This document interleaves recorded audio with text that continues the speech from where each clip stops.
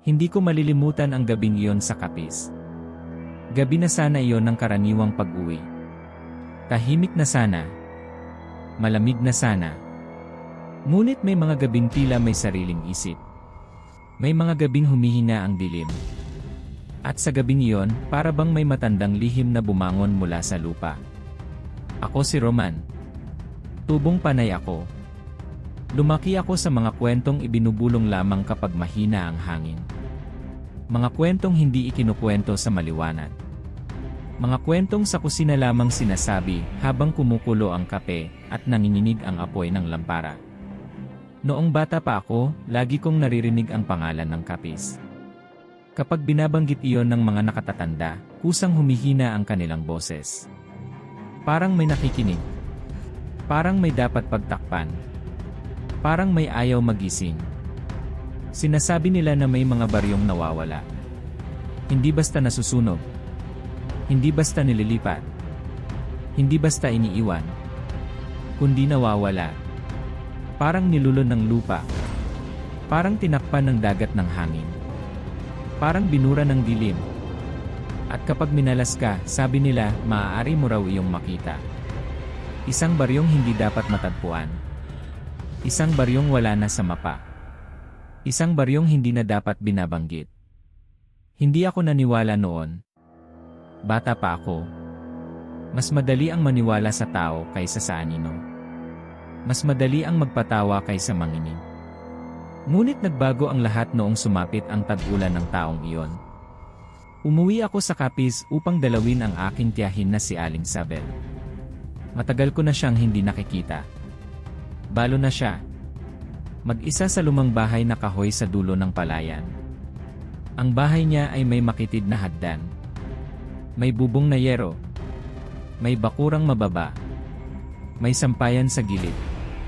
At may punong balete sa likuran na kahit tanghaling tapat ay mukhang basa sa dilim. Pagdating ko roon, hapon na.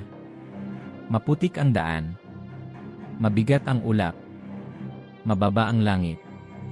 At habang bumababa ako sa tricycle, naamoy ko agad ang halimuyak ng basang lupa, usok ng kahoy, at lumang bahay na matagal nang binubuksan lamang para sa ilang hininga. Lumabas si Tia Sabel. Mas payat siya kaysa sa alaala ko. Mas maputla. Mas tahimik. Ngunit ang mga mata niya ay ganoon pa rin. Matalim. At tila may laging hinahabol na bagay sa malayo. Roman. Mahina niyang sabi. Dumating ka rin. Yumuko ako at humalik sa kamay niya. Napansin kong malamig ang palad niya. Hindi malamig na dulot ng ulan. Kundi malamig na parang matagal nang nakababad sa tubig. Pumasok kami sa bahay. Langit-ngit ang bawat hakbang sa kahoy na sahig. May lumang aparador sa gilid. May altar sa tapat. May dalawang kandilang halos tunaw na. May amoy ng langis ng niyog, lumang damit, at kung anong maasim na hindi ko agad mawari. Nagkape kami. Habang umiinom ako, napansin kong ilang ulit siyang tumitingin sa bintana. Laging sa gawing silangan. Kung saan naroon ang malawak na damuhan at mas malayo pa roon ang tila na pabayaan ng bahagi ng bukirin. May problema ba, Tia? Tanong ko. Hindi agad siya sumagot. Inilapag niya ang tasa. Tumingin siya sa akin. At sa unang pagkakataon mula nang dumating ako, nakita kong nanginginig ang mga labi niya. Narito ka sa maling buwan. Sabi niya. Napangiti ako. Bakit naman? Umihip ang hangin sa bintana. Hindi malakas. Ngunit sapat upang umindayog ang lumang kurtina. May mga gabing bumabalik ang baryo.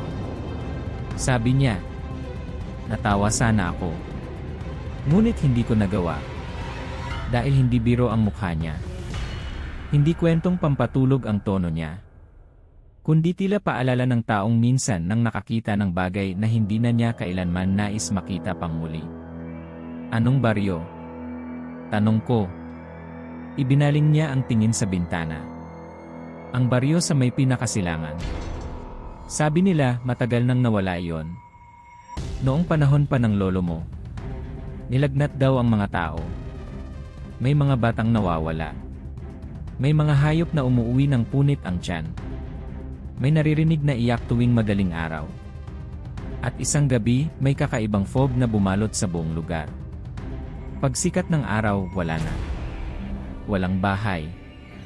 Walang kubo. Walang tao. Walang bakod. Parang hindi kailanman tinirhan. Pinilit kong humigop ng kape. Mainit pa yon. Ngunit tila hindi na ako mapakali. At saan napunta? Tanong ko. Dahan-dahang umiling si Jezabel. Iyon ang hindi alam ng lahat. Ang alam lamang ng matatanda, may mga panahong bumabalik ang baryo. Ngunit hindi para sa lahat. At hindi para sa mabuting dahilan. Hindi ko alam kung alin ang mas nakapagpakaba sa akin. Ang kwento niya, o ang paraan ng pagsasalita niya. Parang hindi na niya pinag-uusapan ang nakaraan. Parang tungkol iyon sa gabing darating. Pagsapit ng dilim, lumakas ang ulan. Humahampas sa yero ang bawat patak na parang mga daliring nagmamadaling kumatok. Ang paligid ng bahay ay naging dagat ng putik. Puno ng ingay ang gabi. Ngunit kakaiba. Dahil sa kabila ng lakas ng ulan, pakiramdam ko ay may mas malalim pang katahimikan sa ilalim noon. Parang may nakikinig sa pagitan ng bawat patak. Kumain kami ng tuyo, sinangag, at tinolang manok. Halos hindi ako nakapagsalita. Panay ang tingin ni Jezabel sa pintuan. Sa bintana. Sa kisem. Para bang may hinihintay siyang tunog na ayaw niyang marinig. Bago matulog, binigyan niya ako ng kumot at banig sa silid sa tabi ng kusina. Roman. Sabi niya bago isara ang pinto. Kapag may narinig kang tumatawag sa pangalan mo mamayang gabi, huwag kang sasagot. Natigilan ako. Tumingin ako sa kanya. Ngunit nakatingin lamang siya sa akin na tila iyon ang pinakasimpleng bilin sa mundo. Tiya, sino naman ang tatawag sa akin? Hindi siya ngumiti. Basta huwag kang sasagot. At huwag na huwag kang sisilip sa likod ng bahay. Isinara niya ang pinto. At naiwan akong nakaupo sa dilim. Ang ilaw ng gasera sa mesa ay mahina. Gumagalaw ang anino ng mga kutsara at mangkok sa dingding. Sa malayo, may palakang sabay-sabay na humihiyaw. May kuliglig. May hangin. May ulan. At sa ilalim ng lahat ng iyon ay isang pakiramdam na tila may dahan-dahang gumagapang sa ilalim ng aking balat. Humiga ako. Pinilit kong matulog. Ngunit kahit anong pikit ko, hindi maalis sa isip ko ang sinabi ni Jezabel. May mga gabing bumabalik ang baryo. Napatingin ako sa kisam.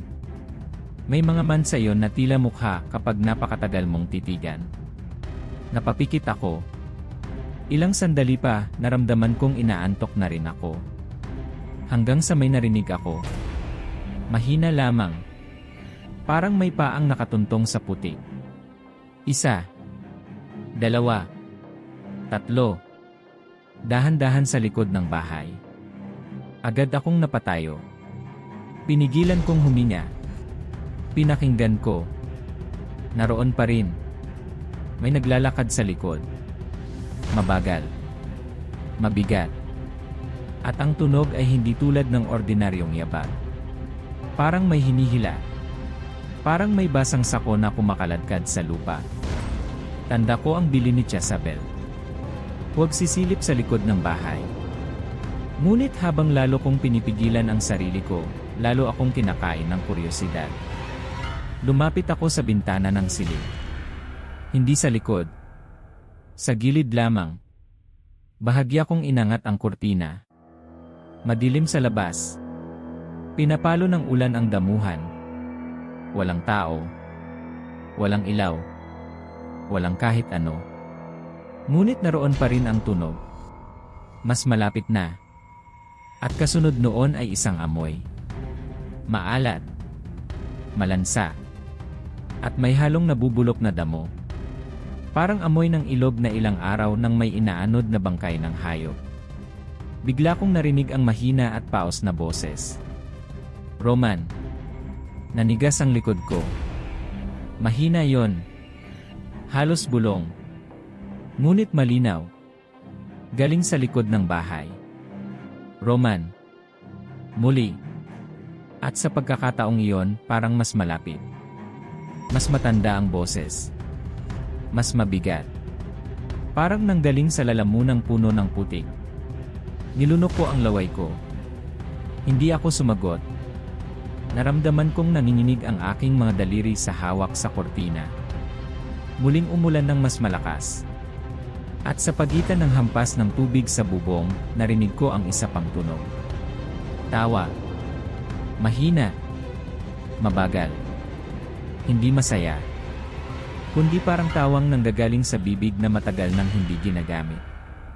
Biglang bumukas ang pinto ng silid. Napaatras ako. Si Jezabel. May hawak siyang rosaryo at maliit na bote ng langis. Huwag kang gagalaw. Sabi niya. Lumapit siya sa akin. Nilagyan niya ng langis ang noo ko. Pagkatapos ay iniabot niya sa akin ang rosaryo. Humawak ka rito. Tanong ko sana kung ano ang naroon. Ngunit sapat na ang mukha niya upang patahimikin ako. Pinatay niya ang gasera. Lalong dumilim ang silid. Tanging ang kidlat sa malayo ang panandaliang nagbibigay hugis sa aming dalawa. At sa tuwing magliliwanag, para bang may panandaliang aninong dumaraan sa labas ng bintana. Mataas. Payat. At hindi tuwid ang lakad. Parang may baluktot na mga tuhod. Biglang tumunog ang dingding sa likod ng bahay. Tsok. Tsok. Tsok. Parang may mahabang kuko na marahang kumakatok sa tabla. Ramdam ko ang paninigas ng aking batok. Sumulyap si Jezabel sa dingding. Huwag kang inik. Bulungan niya. Nagsimula siyang magdasal. Mabilis. Mahina. Halos hindi na maunawaan. Ngunit habang nagdarasal siya, lalo namang lumalakas ang mga katok. Tsok. Tsok. Tsok. Pagkatapos ay naging gasgas. Mahaba. Mabagal. Parang may humihiwa sa kahoy gamit ang mga kuko. Pagkatapos ay tumigil. Napakatagal ng katahimikan. Sobrang tagal na narinig ko na lamang ang sariling tibok ng dibdib ko. Akala ko ay tapos na. Akala ko ay lumayo na. Ngunit maya-maya ay narinig ko ang isang bagay na lalong nakapagpatuyo ng lalamunan ko. May batang umiiyak. Sa likod ng bahay. Mahina. Pilay ang hikbi. At paulit-ulit ang isang salita. Inay. Inay. Inay. Napapikit si Jezabel ng mariin. Huwag mong paniwalaan. Bulungan niya. Hindi yan bata. Hindi ko na maipaliwanag ang nararamdaman ko noon. Takot. Awa. Pagkalito. Lahat iyon ay sabay-sabay na nanikip sa dibdib ko. Tumagal pa ang pag-iyak. At maya-maya, isa pa. Hindi na isang bata. Dalawa na. Pagkatapos ay tatlo. Parang unti-unting napuno ang likod ng bahay ng mga batang umiiyak sa ulan. Hindi sila sumisigaw. Hindi sila humahagulgol. Kundi yaong mahinang iyak ng mga batang matagal ng pagod. Mga iyak na tila nang gagaling sa bibig na wala ng lakas para humingi ng tulong. Napahawak ako ng mahigpit sa rosaryo. Hindi ko na malayang nanginginig na ang aking tuhod. Pagkatapos ay tumigil ang mga iyak. Isang iglap. Sabay-sabay. At sa tahimik na sumunod, may narinig kaming yabag sa harap ng bahay. Hindi na sa likod, kundi sa mismong hagdan. Isa-isa. Aakyat. Langit-ngit ang unang baitang. Sumunod ang ikalawa. Pagkatapos ang ikatlo. May umaakyat. Hindi na ako makahinga ng maayos. Tumingin si Jezabel sa pinto. Nakakandado yon. Ngunit para bang walang saysay ang kandado sa kung anumang nasa labas. Huminto ang yabag sa tapat ng pinto. At may kumatok. Tatlong marahang katok. Tsok. Tsok! Tsok! Pagkatapos ay isang boses na pamilyar kay Jezabel. Sabel! Buksan mo! Nakita ko kung paano nawalan ng kulay ang mukha niya. Dahan-dahan siyang umiling. Hindi. Bulong niya. Hindi ikaw yan. Sabel. Boses muli. Bakit mo ako iniwan? Para akong sinaksak ng lamig. Ang boses sa labas ay boses ng matandang lalaki. Pagod. Paos. Ngunit may kung anong pamilyar na lambing na ginagaya nito. Tumingin ako kay Jezabel. Nangingilid ang luha niya. Asawa ko iyan dati. Mahina niyang sabi. 20 taon nang patay. Tumayo ang balahibo ko sa batok. Ang katok sa pinto ay naging mas madiin. Sabel. Buksan mo ako. Malamig dito. Nabubulok ako. Napahigpit si Jezabel sa rosaryo niya. At sa unang pagkakataon, naisip kong baka totoo ang lahat. Baka may baryong nawala. Baka may mga nilalang na hindi ganap na patay. Baka may lugar na sa gabi lamang umiiral. At baka sa gabing iyon, kami ang napili. Biglang tumahimik ang nasa labas. Walang katok. Walang boses. Walang yabag. Tanging ulan. Tanging hangin. Tanging ang aking hingal. Ilang sandali pa, narinig namin ang malayong ugong. Parang hangin. Ngunit hindi. Parang maraming tao na magkakasabay na nagbubulong mula sa napakalayo. Lumakas iyon. Palapit. At maya-maya, napansin kong may kakaibang liwanag sa siwang ng bintana. Hindi ilaw ng lampara. Hindi kidlat. Kundi maputlang dilaw na tila nagmumula sa napakaraming sinding ilaw sa malayo. Dahan-dahang lumapit si Jezabel sa bintana. Hindi niya ito binuksan. Sumilip lamang siya sa pinakasulok. At nang makita niya ang nasa labas, napahawak siya sa dibdib niya. Narito na naman. Bulong niya. Hindi ko napigilan ang sarili ko. Lumapit ako. Sumilip ako sa pagitan ng tabla at kortina. At nakita ko yon. Sa kabila ng basang damuhan. Sa lugar na kaninang puro dilim lamang. May baryo. Isang buong baryo. May mga bahay na kubo. May mga ilaw na gasera sa mga bintana. May usok na tumataas mula sa mga bubungan. May mga bakod. May mga punong niyog. May kapilyang maliit sa gitna. At may mga taong naglalakad sa makitid na daan na tila wala silang pakialam sa bagyo. Ngunit kahit ganoon, may mali. Sobrang mali. Dahil walang tunog. Nakikita ko ang mga taong naglalakad. Ngunit walang yabag. Nakikita ko ang mga ilaw. Ngunit hindi sila umiindayog sa hangin. Nakikita ko ang mga puno. Ngunit hindi gumagalaw ang mga dahon. At ang buong baryo ay tila nakalutang sa manipis na kortina ng hamog. Parang totoo. At hindi. Parang malapit. At napakalayo. Ano iyan? Bulalas ko. Ang nawawalang baryo. Sabi ni Jezabel. Huwag kang titingin ng matagal. Ngunit hindi ko mayalis ang mga mata ko. May kung anong humihila sa paningin ko. Parang gusto akong papuntahin doon. Parang may pumapawi sa takot ko at pinapalitan iyon ng nakapangingilabot na pananabik.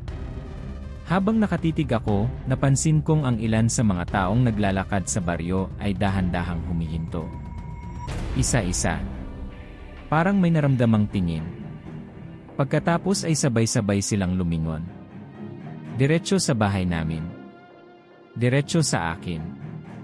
Malamlam ang kanilang mga mukha sa pagitan ng ulan at hamog. Ngunit sapat na yon upang makita kung wala silang mga mata. Madilim ang mga butas ng kanilang mga mukha. At ang iba ay nakangiti. Hindi normal na ngiti. Kundi sobrang lawak. Sobrang pilit. Sobrang bagal. Agad akong umurong mula sa bintana.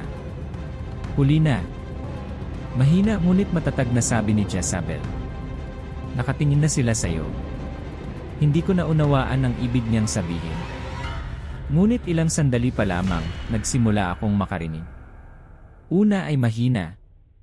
Parang maraming taong sabay-sabay na bumulong. Pagkatapos ay luminaw. Roman. Roman. Roman. Nagmula iyon sa baryo. Sa lahat ng direksyon. Hindi isang boses. Kundi dose-dosena. Boses ng matanda. Bata. Babae. Lalaki. Lahat ay tumatawag sa pangalan ko. Unti-unti akong umatras hanggang sumayad ang likod ko sa dingding. Nagsimulang kumalam ang tiyan ko sa takot. Nagsimulang sumakit ang sentido ko. At sa gitna ng lahat, napansin kong tila bumababa ang ulan sa paligid ng baryo, ngunit hindi iyon sumasayad sa lupa. Parang ang buong lugar ay nasa loob ng ibang hangin. May kailangan silang kapalit. Sabi ni Jezabel. Tuwing lumilitaw ang baryo, may nais silang isama. Naalala ko ang bilin ng mga matatanda noon. Kapag may tumatawag sa pangalan mo sa gabi, huwag kang sasagot. Dahil kapag sumagot ka, kinilala mo sila. Kapag kinilala mo sila, mas madali ka nilang masusundan. At kapag nasundan ka nila, hindi ka na makakabalik ng buo. Sa labas, nakita kong may isang babae ang humiwalay sa kumpol ng mga taong nakatayo sa baryo. Naglakad siya papalapit sa aming bahay. Hindi siya tumatakbo. Hindi nagmamadali. Dahan-dahan lamang. Ngunit sa bawat hakbang niya, tila humahaba ang anino niya sa lupa na parabang nauuna ang dilim sa kanyang katawan. Paglapit niya sa gilid ng bakuran, nasilayan ko ng mas malinaw ang kanyang anyo. Mahaba ang buhok niya. Basa. Dikit sa mukha. Nakasuot siya ng lumang saya na kulay puti. Ang balat niya ay maputla na may mga bahid na tila lumot. At habang naglalakad siya, napansin kong hindi niya ibinababa ang paa niya ng buo. Parang nakalutang lamang ang sakong niya sa hangin. Napatakip ako ng bibig. Hindi siya tumitigil. Paakyat siya sa bahay. Papasok siya. Tiningnan ni Jezabel ang altar sa sala. May nakalimutan ako. Bulong niya. Ano yon? Tanong ko. Ang asin. Lumapit siya agad sa aparador at kumuha ng maliit na supot.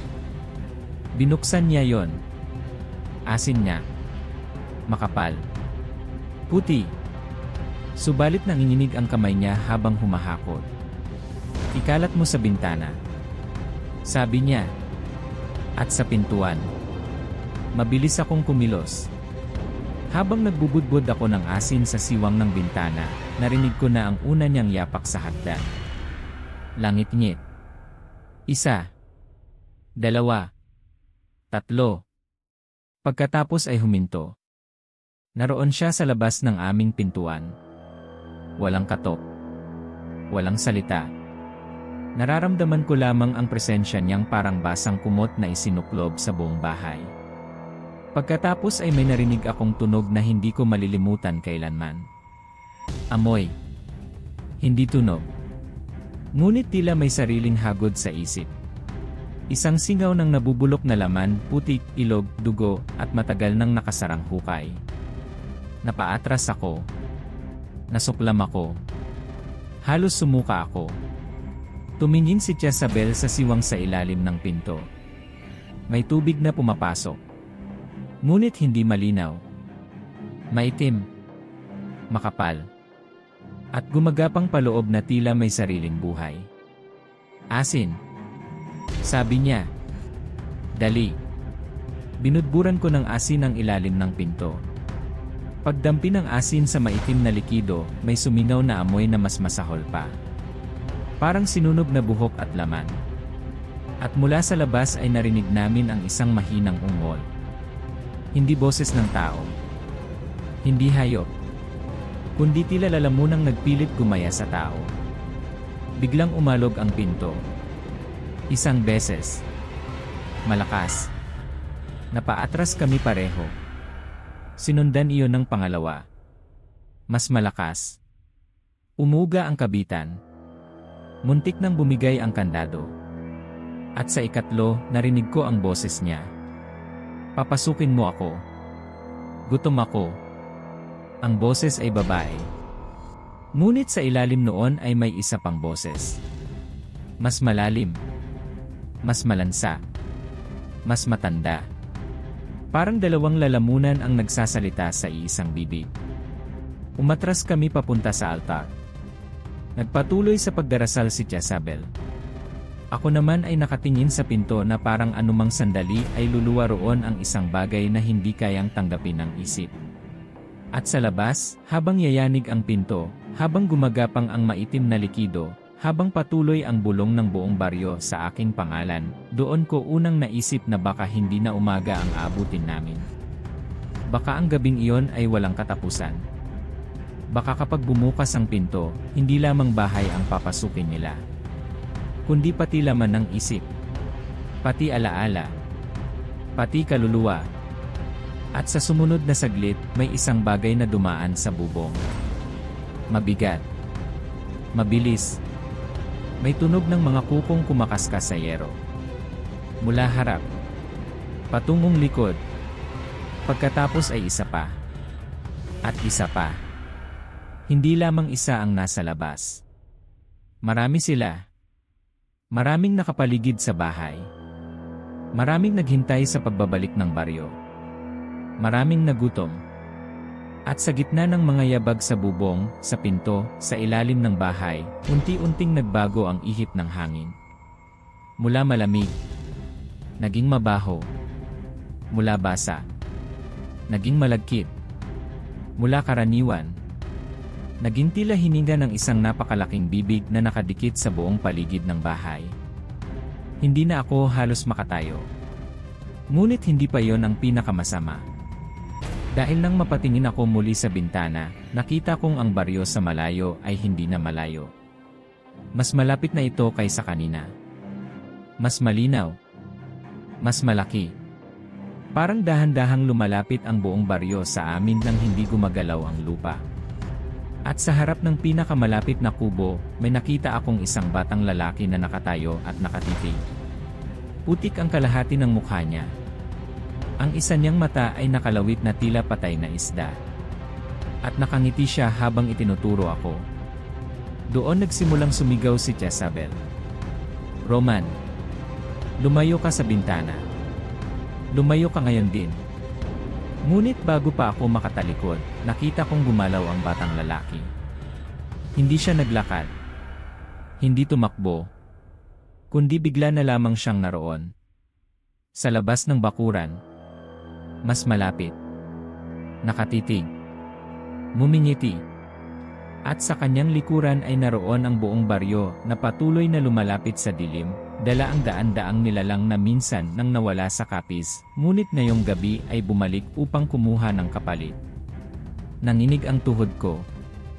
Hindi dahil sa lamig, kundi dahil sa bigat ng tingin ng batang nasa labas. Hindi siya kumukurap. Hindi siya humihinga. At kahit humahampas ang ulan sa buong bakuran, walang kahit isang patak na dumidikit sa kanyang balat. Parang ang ulan mismo ay umiiwas sa kanya. Humakbang ako palayo sa bintana. Ngunit kasabay noon ay may malakas na kalabog sa ilalim ng bahay. Isang suntok. 2. 3. Parang may mga kamay na humahampas sa mga poste. Parang may gustong ibuwal ang buong bahay at itihaya kami sa putik. Napahawak ako sa gilid ng mesa. Tila umiikot ang paningin ko. Si Jezabel ay patuloy sa pagdarasal. Ngunit napansin kong namumutla na siya ng husto. Butil-butil ang pawis sa noo niya kahit malamig ang hangin. Roman. Mahina niyang sabi. Makinig ka sa akin.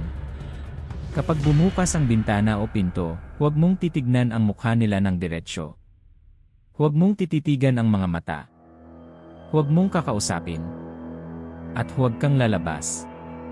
Anuman ang marinig mo. Anuman ang makita mo. Tumango ako. Ngunit sa totoo lamang, halos hindi ko na alam kung kaya ko pa bang sundin ang kahit anong bilin. Dahil tila ang buong gabi ay unti-unting nagiging ibang mundo. Muli akong napasulyap sa siwang ng bintana. Ang baryo ay naroon pa rin. Mas malapit. Mas buo. Mas detalyado. Nakikita ko na ang mga bakod na yari sa kawayan. Ang makikitid na daanan na nilalatagan ng putik. Ang maliliit na kubong may mga bubong na nipa. May isang kariton na nakahinto sa gilid. May balon sa gitna. May mga tandang na nakapwesto sa ilalim ng silong ng isang bahay. Ngunit walang anumang normal sa tanawing iyon. Dahil ang lahat ay tila walang hininga. Walang buhay na kilos. Ang usok mula sa mga kalan ay hindi tumataas. Nanatili itong nakapirmi sa ere. Ang apoy sa mga gasera ay hindi sumisikdo. Nakatayo lamang ang dilaw na liwanag na tila ipininta. At ang mga taong nasa baryo ay parang mga aninong binigyan ng hugis. Maya-maya, may isang matandang babae na dahan-dahang lumabas mula sa pintuan ng pinakamalapit na kubo. Mahaba ang buhok niya. Maputi. Nakadikit sa likod niyang basa sa puti. Nakaputi sana ang saya niya noon. Ngunit ngayon ay kulay abo na, waring matagal nang nilublob sa ilog. Tumigil siya sa gitna ng daan. Itinaas niya ang ulo niya. At nakita kong baligtad ang kanyang leg. Ang mukha niya ay nakaharap sa likod, ngunit ang katawan niya ay nakaharap sa amin. Gusto kong mapasigaw. Ngunit hindi lumabas ang boses ko. Ang matandang babae ay naglakad. Hindi normal na lakad. Bawat hakbang niya ay tila lumulutang ng bahagya sa lupa. At habang siya ay papalapit, ang mga kamay niya ay humahaba. Unti-unti. Mahinahon. Parang hindi laman o buto ang bumubuo sa mga yon, kundi mahabang hibla ng basa at bulok na ugat. Lumayo ka sa bintana. Muli akong hinila ni Jezabel. Agad akong umurong. Ngunit sapat na ang nakita ko upang matiyak na hindi na ito kwentong baryo lamang. Hindi ito pananakot ng matatanda sa mga bata. Hindi ito katang-isip ng mga lasing sa gabi. Totoo ang baryo. At kung ano man ang nasa loob nito, totoo rin. Sa labas, muli naming narinig ang boses ng batang lalaki. Mahina lamang. Mabagal. Ngunit napakalinaw. Kuya Roman. Lumingon ako agad kay Jezabel. Hindi ko pa naikukwento sa kanya ang tungkol sa isang bagay na matagal ko nang ibinaon sa isip. Noong bata ako, mayroon akong bunsong kapatid. Si Ro. Maliit pa lamang siya ng tangay ng baha sa kabilang bayan. Hindi na nahanap ang katawan niya. 10 taon na ang lumipas. At walang ibang tumatawag sa akin noon ng Kuya Roman kundi si Roel. Nanlamig ang aking tiyan. Hindi. Bulong ko. Hindi yan siya. Parang narinig ako ng nasa labas. Dahil muling nagsalita ang boses. Kuya Roman. Tulungan mo ako. Malamig dito. Madilim dito. Gusto ko nang umuwi. Parang may bakal na pumulupot sa dibdib ko. Lalong sumikip ang paghinga ko. At kasabay ng boses ay sumingaw sa hangin ang isang amoy na pamilyar. Basang ilog. Lamang singaw. At putik na hinukay mula sa kailaliman. Ang amoy ng gabing nawala si Roel. Napapikit ako ng mariin. Ayaw kong maniwala. Ngunit ang pandinig ng tao ay mahina manlin lang kapag ang tinatawag ay sakit na matagal mo nang itinago. Narinig kong muling nagsalita si Jezabel. Huwag kang magpapatukso. Hinahanap nila ang bitak sa loob mo. Hinahanap nila ang sugat na hindi mo nais ipakita. Kapag nasundan nila yon, matatapos ka. Nanginginig ang mga kamay ko. Subalit pilit kong hinigpitan ang hawak sa rosaryo. Maya-maya ay bumalik ang malalakas na kalabog sa ilalim ng bahay. Kasabay noon ay ang langit-ngit ng bubong. May mga gumagapang sa itaas. Marami. Naririnig ko ang mga kuko nilang kumakaskas sa yero. Mahahaba. Matalas. May mga sandaling humihinto sila sa isang bahagi ng bubong, para bang nakayuko at nakikinig sa aming paghinga. Pagkatapos ay biglang tatakbo muli patungo sa kabilang dulo. Minsan ay sabay-sabay. Minsan ay isa-isa. Minsan ay tila umiikot sa iisang bilog. Ang tunog ay nakakapangilo. Nakakabaliw. May isang saglit na tumunog ang bubong na para bang may bumagsak na malaking katawan sa ibabaw. Lumundo ang bahagi sa may kusina. Napatili si Jezabel. Tumulo ang alikabok mula sa kisam. At sa siwang sa pagitan ng mga tabla ay may isang maitim na likidong bumagsak sa sahig. Hindi tubig. Hindi putik. Mas malapot. Mas malansa.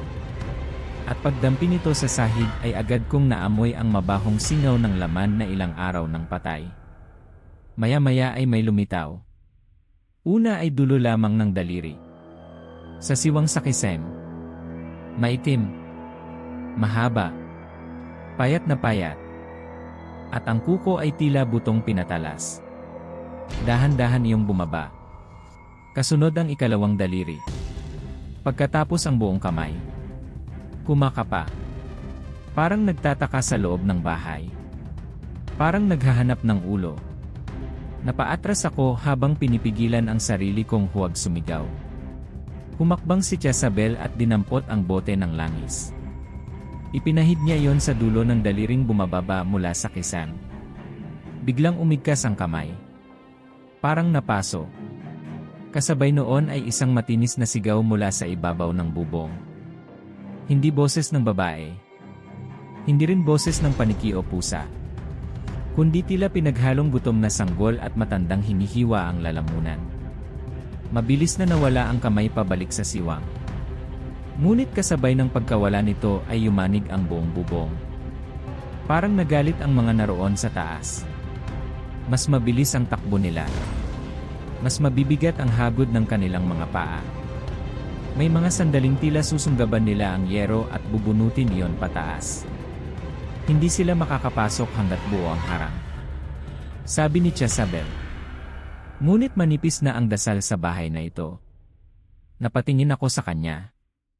Ano ang ibig mong sabihin? Hindi siya agad sumagot. Naupo siya sa gilid ng kama. At sa mahina ngunit malinaw na boses ay nagsimulang magsalita habang hindi inaalis ang paningin sa pintuan.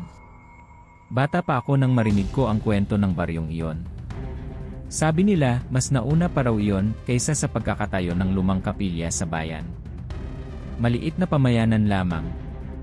Malapit sa gilid ng bakawan at ilog. Masagana raw ang ani. Maraming isda. Maraming niyog. Tahimik ang mga tao. Ngunit sa isang taon ng matinding tag-ulan, nagsimula ang mga kababalaghan. May mga sanggol na ipinapanganak na walang iyak.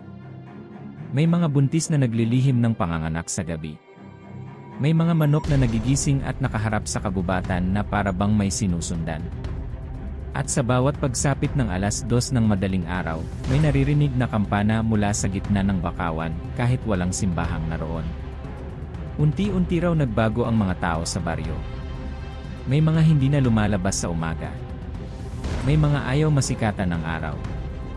May mga nakikitang nakatayo sa bubong ng sariling bahay tuwing hating gabi.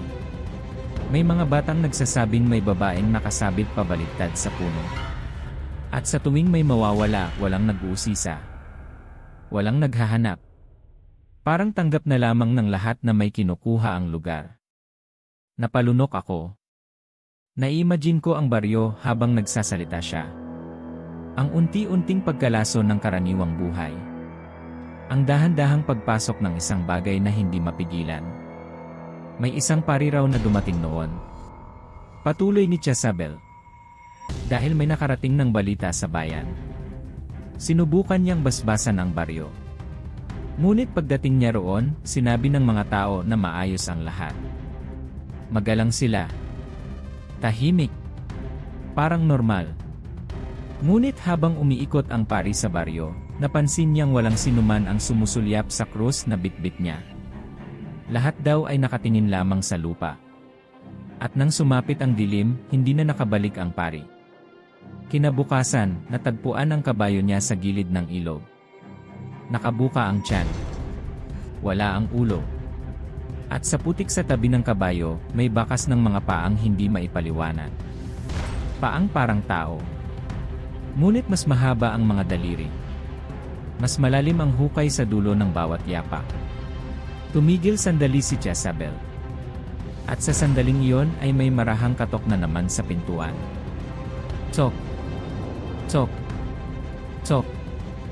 Ngayon ay boses naman ng isang babae ang narinig namin. Jezabel! Anak! Buksan mo! Napatakip ng bibig si Jezabel. Namatay ang nanay ko nang bata pa ako. Bulong niya. At lumapit ang mukha niya sa akin. Makinig kang mabuti. Huwag kang maniniwala sa kahit sinong tumatawag sa iyo mula sa labas. Kahit mukha pa ng mahal mo. Kahit boses pa ng dugo mo. Kahit alaala mo pa ang ginagamit nila. Dahil kapag bumukas ang pinto, hindi na nila kailangang sirain ang harang. Tayo mismo ang magpapapasok sa kanila. Naramdaman kong nanginginig ang sariling pangako. Sa labas, nagpatuloy ang boses. Jezabel! Anak! Buksan mo ako. May dala akong pagkain. Naalala ko noong maliit ka pa. Gusto mo ng suman. Gusto mo ng mainit na tsokolate. Humahagulgol na si Jezabel. Ngunit hindi siya gumalaw. Humigpit lamang ang hawak niya sa rosaryo. At matapos ang ilang sandali ay huminto rin ang boses. Pinalitan iyon ng marahang kaluskos sa tabi ng dingding. Parang may buhok na humahaplos sa mga tabla. Mahaba. Mabasa-basa. Mabagal. Maya-maya ay narinig ko ang isa pang tunog sa labas ng bintana. May kung anong dumadampi sa salamin. Hindi kuko. Hindi kahoy. Parang dila. Mabagal na paghaplos. Paakyat. Pababa.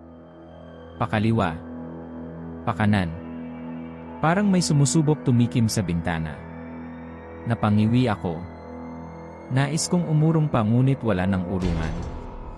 Sa likod namin ay altar. Sa harap ay pinto. Sa gilid ay bintana.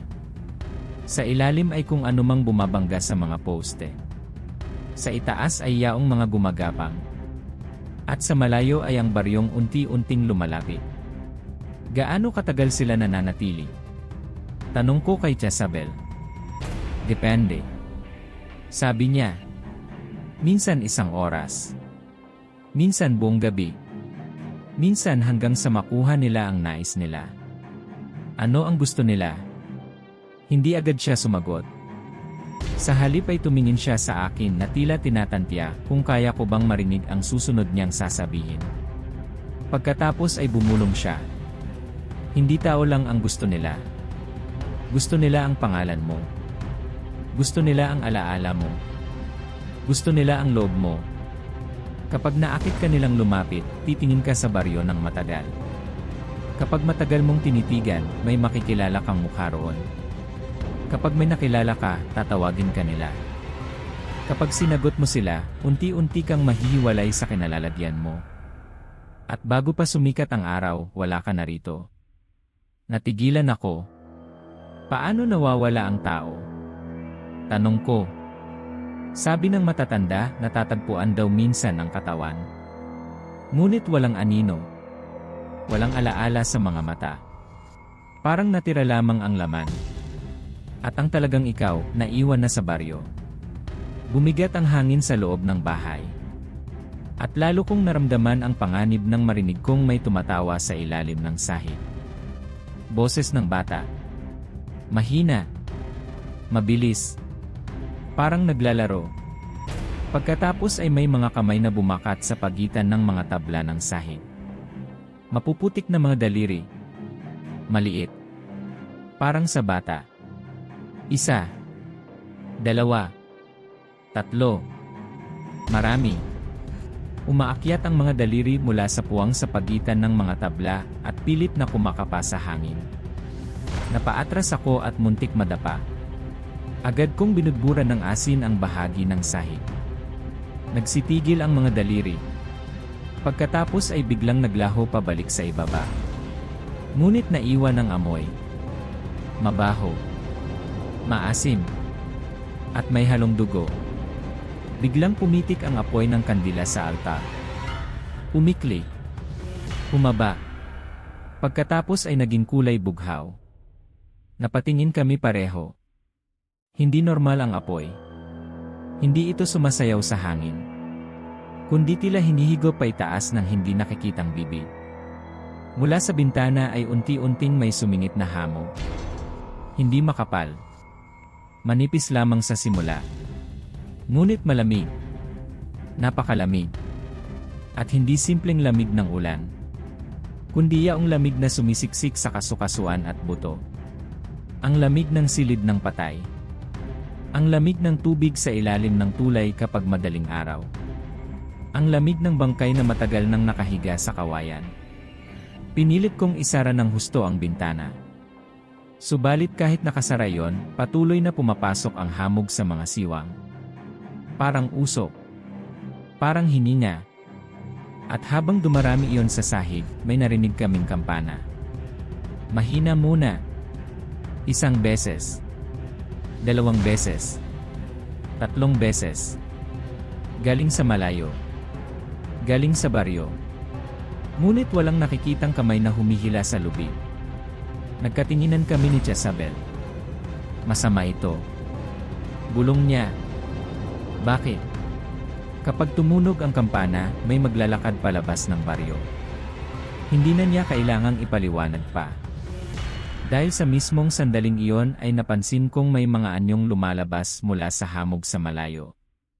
1, 2, 5, 10. Parami ng parami. Naglalakad palabas ng baryo. Diretso sa direksyon ng bahay namin. May babae na may pasanin sa likod. May lalaking nakasombrero ngunit walang mukha. May batang hubad na ang balat ay tila binabad sa dagat. May matandang nakatungkod na ang tuhod ay baligtad. At sa pinakahuli ay may isang napakataas na anino na halos sumasayad sa bubong ng pinakamalapit na kubo. Hindi ko makita ang buong mukha niya dahil sa kapal ng hamog. Ngunit ang mga mata niya ay tila 2 maputlang butas na may kaunting liwanag sa gitna. At kahit malayo pa siya, ramdam ko na agad ang bigat ng kanyang presensya. Parang may napakalaking batong inihulog sa dibdib ko. Sino iyon? Tanong ko. Hindi siya agad sinagot ni Jezabel. Napayuko siya. Pagkatapos ay dahan-dahang bumulong. Ang tagapagtawid. Ang namumuno sa baryo kapag ito ay bumabalik. Sabi nila hindi yon tao. Hindi rin raw aswang na karaniwan. Mas matanda pa. Mas nauna pa sa pangalan ng baryong iyon. Siya ang tumatawag. Siya ang namimili. Siya ang naghahatid ng kukunin. Nais kong itanong kung paano niya nalaman ang lahat. Ngunit walang oras. Dahil habang nakatingin kami sa malayo, biglang nawala sa pwesto ang matangkad na anino. Isang kisap mata lamang. Nandoon. At sa sumunod na kisap mata, wala na. Parang nalunod sa hamog. Parang hinigop ng dilim. At sa mismong sandaling iyon ay may malakas na kalabog sa likod ng bahay. Muntik kaming mapatalon. Mas malakas iyon kaysa sa lahat ng nauna. Parang may mabigat na katawan na inihampas sa dingding. Nasundan iyon ng isa pa. At isa pa. Bawat salpok ay yumanig sa mga kutsara sa kusina. Lumulukso ang mga tasa sa mesa. May boses na umalingaw sa likod ng bahay. Hindi lalaki. Hindi babae. Mas malalim. Mas tuyo. Mas matanda sa kahit sinong narinig ko. Roman. Hindi iyon sigaw. Hindi rin bulong. Parang tinawag ang pangalan ko mula sa loob ng lumang balon. Mabigat. Malalim. At may kasamang alingaw na tila may marami pang bibig ang umuulit ng pangalan ko sa ilalim ng boses. Naramdaman kong nanghina ang mga binti ko. Parang may bahagi ng isip kong gustong lumapit sa bintana. Gustong tumingin. Gustong malaman. Parang may maliit na tinig na nagsasabing buksan ko lamang ng kaunti at tingnan kung sino ang tumatawag. Humigpit ang hawak ni Jezabel sa balikat ko. Huwag. Matigas niyang sabi. Huwag mong hayaang pumasok sa isip mo. Ngunit huli na. Dahil sa sandaling iyon ay nagsimula akong makakita ng mga larawan. Hindi sa labas, kundi sa loob ng isip ko. Parang may ibang alaala na ibinubuhos sa aking utak. May daan na maputik. May mga batang naglalaro ng holen sa gitna ng baryo. May babaeng naglalaba sa poso. May matandang nagtatali ng kambing. May amoy ng sinaing at pinatuyong isda. May tunog ng mga tao. May buhay. Karaniwan. Tahimik. At sa gitna ng karaniwang tagpong iyon ay may isang pakiramdam na mali. Parang ang lahat ay palabas lamang para mahila ang sinumang makakakita. Naibalik lamang ako sa kasalukuyan nang biglang kumalabog ang pinto. May kung anong kumiskis sa labas. Pagkatapos ay dumungaw mula sa siwang sa ilalim ng pinto ang mga hibla ng buhok. Mahahaba. Mabasa-basa. Itim na itim. Gumagapang paloob. Parang buhay na ugat. Mabilis na sinindihan ni Jezabel ang isa pang kandila at tinuluan ng langis ang mismong siwang. Pagdampi ng apoy sa buhok ay biglang umurong ang mga hibla at sabay kaming nakarinig ng nakabibinging sigaw sa labas. Nangalog ang mga bintana. Parang may mga ibong sabay-sabay na bumangga sa dingding. Pagkatapos ay tumigil ang lahat. Lubhang tumahimik. Sobrang tahimik. Walang bubong. Walang ilalim ng bahay. Walang katok. Walang ulan. At iyon ang pinakamalupit. Dahil ang katahimikan ay hindi kawalan ng tunog, kundi presensya. Mabigat. Nakabitin. Nakatutok. Parang 100 mukhang sabay-sabay na lumalapit sa saradong pinto. Hindi kami gumalaw. Hindi kami huminga ng malalim. At sa loob ng katahimikang iyon, may narinig akong mahinang paglangit-ngit ng tabla sa sala. Namilog ang mga mata ko. Hindi sa labas. Sa loob. May naglalakad sa loob ng bahay. Dahan-dahan kong ibinaling ang ulo ko sa madilim na bahagi malapit sa hagdan ng kusina. At sa liwanag ng bughaw na kandila ay may nakita akong anyo. Isang babae. Nakatayo lamang. Hindi ko nakita kung paano siya nakapasok. Wala akong narinig na bintanang bumukas. Wala akong narinig na yapak. Ngunit naroon siya. Nakasuot ng lumang saya. Mababa ang ulo. Natatakpan ng mahabang basang buhok ang mukha. Payat ang mga braso niya. Napakapayat. Parang binalot lamang ng maputlang balat ang mga buto. Mula sa laylayan ng damit niya ay may tumutulong maitim na tubig sa sahig. Tumitilamsik iyon sa kahoy at nag-iwan ng maitim na bakas. Hindi gumagalaw si Jezabel. Hindi rin ako. Ang babae ay dahan-dahang nagtaas ng ulo. Hindi ko sana dapat nakita ang mukha niya. Ngunit nakuha niya ang paningin ko. At nang umangat ang buhok niya, napaatras ako ng marahas. Dahil walang balat ang kalahati ng mukha niya. Lantad ang panga. Lantad ang ngipin. At ang natitirang mata niya ay napakalaki. Namumuti. Walang talukap. Nakatingin sa akin na parang gutom na gutom. Ngunit hindi iyon ang pinakamasama.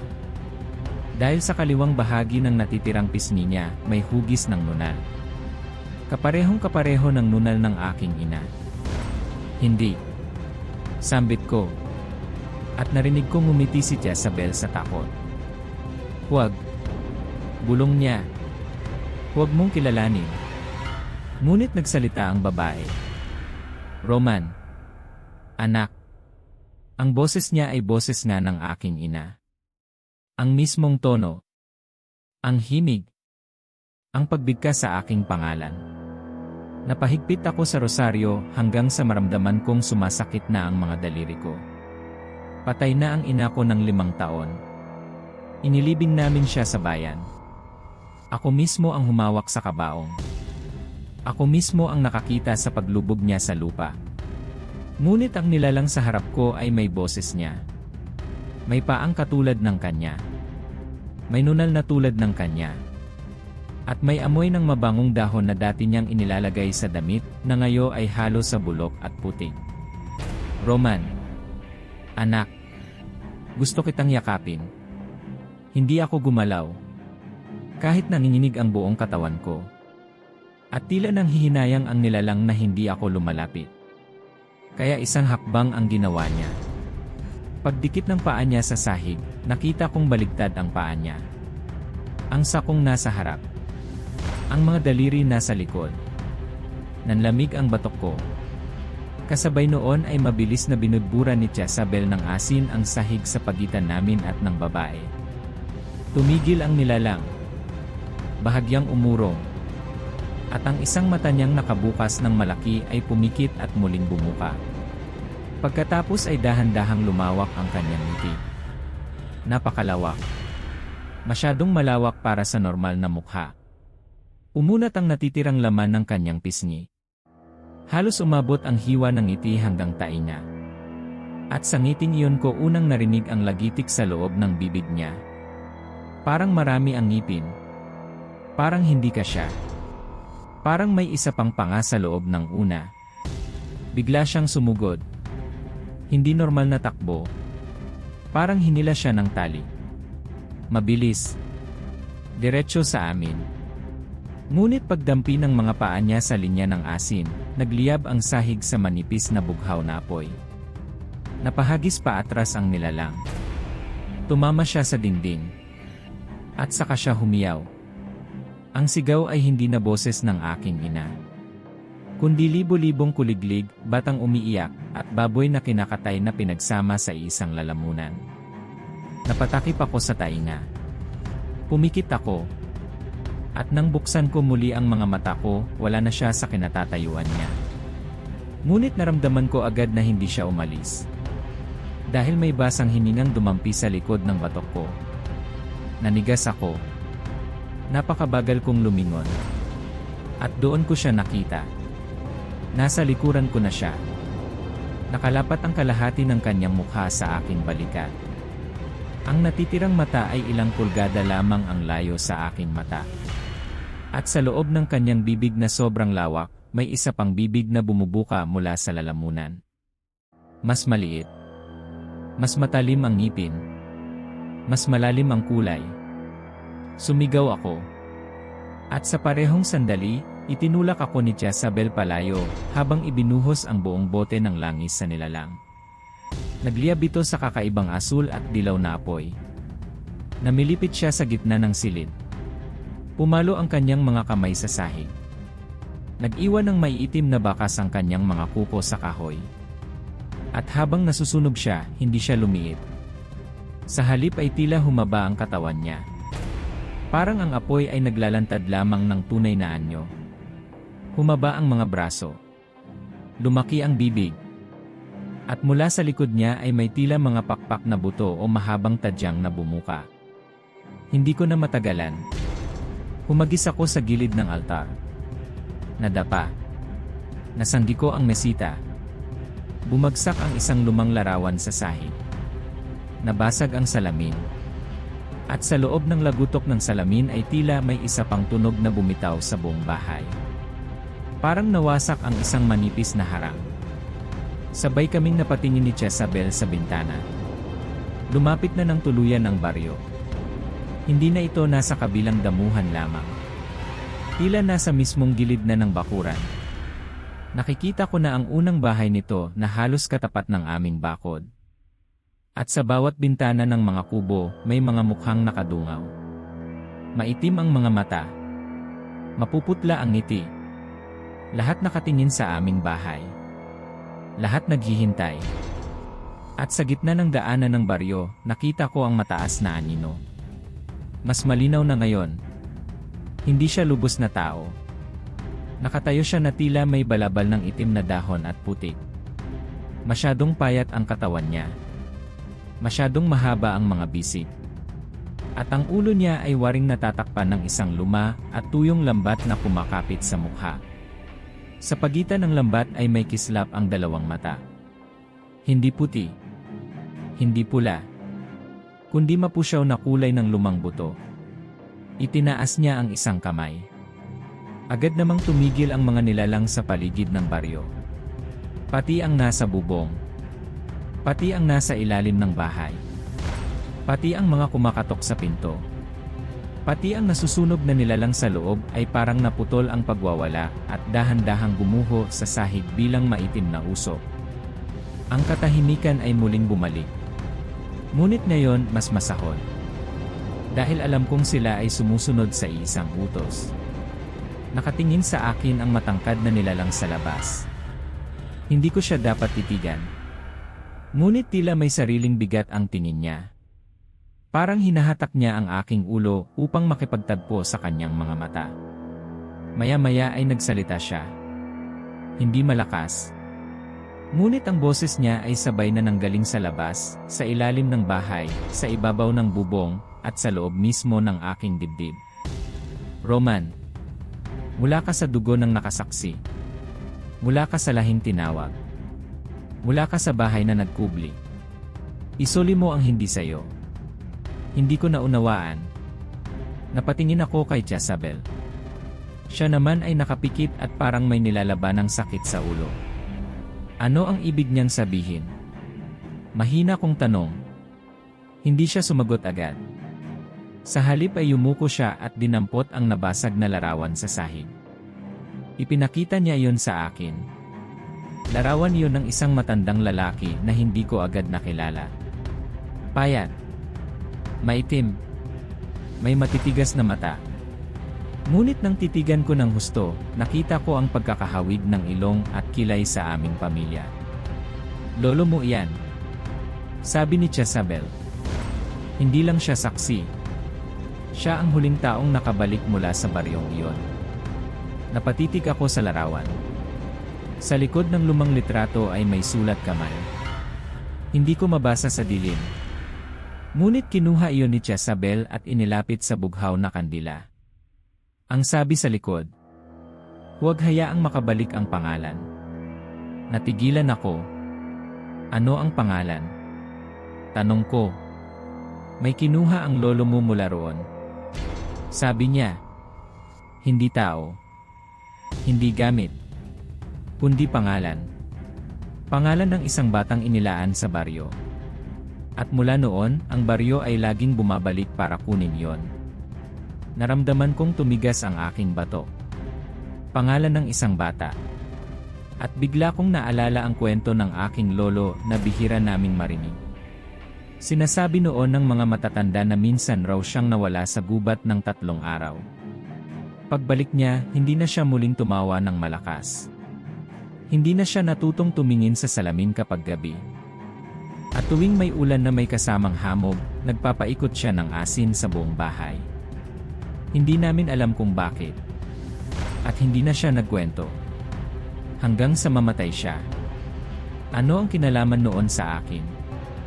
Tanong ko. Namumuo ang luha sa mga mata ni Jezabel. Dahil ang pangalang iyon ay naipasa. Tahimik siyang sagot. Sa panganay. Sa dugo. Sa susunod, hindi ko agad naunawaan ang ibig niyang sabihin. Subalit sa sandaling iyon ay may biglang kumislap sa isip ko. Mga alaala. Mga gabing bata pa ako na ayaw akong palabasin ni inay kapag mahamog. Mga gabing pinapahid niya ng asin ang noo ko habang natutulog ako. Mga gabing naririnig ko siyang nagdarasal sa sulok ng bahay kahit wala namang sakit ang sinuman. At isang gabing napanaginipan kong may baryo sa gitna ng tubig at may mga taong tumatawag sa akin sa pangalang hindi ko na maalala pagmulat ko. Parang may malamig na kamay na sumiksik sa tiyan ko. Ibig mong sabihin, ako ang pakay nila. Matagal na. Sabi ni Jezabel. Noong bata ka pa, napigil pa. Ngunit ngayong bumalik ka rito sa tamang buwan, sa tamang ulan, sa gabing humina ang harang, narito sila upang bawiin ka. Sa labas, itinaas ng matangkad na nilalang ang isa pa niyang kamay. At sabay-sabay na umilaw ang lahat ng bintana ng baryo. Mula dilaw, naging maputlang puti. At sa liwanag na iyon ay nakita ko ang mas malinaw na mukha ng mga nilalang sa loob ng mga bahay. Wala silang taluka. Wala silang ilong ang ilan. Ang iba ay puro ngipin. Ang iba ay tila natunaw ang pisngi. May batang kalahati lamang ang ulo, ngunit nakangiti pa rin. May babaeng may sanggol na ang mukha ay tila butas lamang sa gitna. May lalaking nakatayo sa pintuan ng kubo na nakabuka ang tiyan, at may gumagapang sa loob na tila mga uod o maliliit na kamay. Napahawak ako sa altar upang hindi matumba. Hindi ko kayang tingnan. Ngunit hindi rin maalis ang tingin ko. At doon ko narinig ang boses ng matangkad na nilalang ng muli. Hindi ka sa kanila. Sabi ni Jezabel na tila sinasagot ang nasa labas. Hindi ko ibibigay. Bahagyang tumagilid ang ulo ng nilalang. At sa unang pagkakataon ay ngumiti siya. Hindi ko makita ang buong bibig sa ilalim ng lambat. Ngunit gumalaw ang panga niya ng sobra. Mabagal. Parang nagbukas ang kalahati ng mukha niya pababa. Pagkatapos ay sinabi niya, "Ibibigay mo. Dahil ikaw ang nangakong magbabantay." At nabigo ka. Namilog ang mga mata ko. Napatingin ako kay Jezabel. Siya ay napaatras. Parang tinamaan ng lihim na ayaw niyang marinig. Tiya, anong ibig niyang sabihin?